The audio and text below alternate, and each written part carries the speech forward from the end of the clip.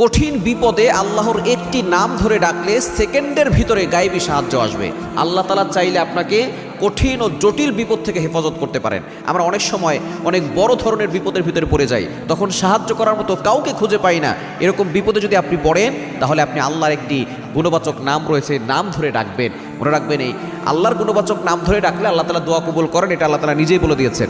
9 নম্বর পারা 13 নম্বর পৃষ্ঠা 4 নম্বর লাইন, সূরা আরাফের 180 নম্বর আয়াত, ওয়ালিল্লাহিল আসমাউল হুসনা ফাদউহু বিহা। আল্লাহর এই গুণবাচক নাম ধরে ডাকলে আল্লাহ তাআলা তার দোয়াগুলো অ্যাকসেপ্ট করেন, কবুল করেন।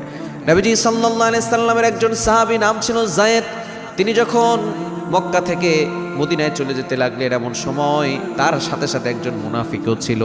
এই মুনাফিক যখন তাকে বলল আমিও তোমার সাথে যাব, হঠাৎ করে তাকে একটা পাহাড়ের গুহার ভিতরে নিয়ে গেল।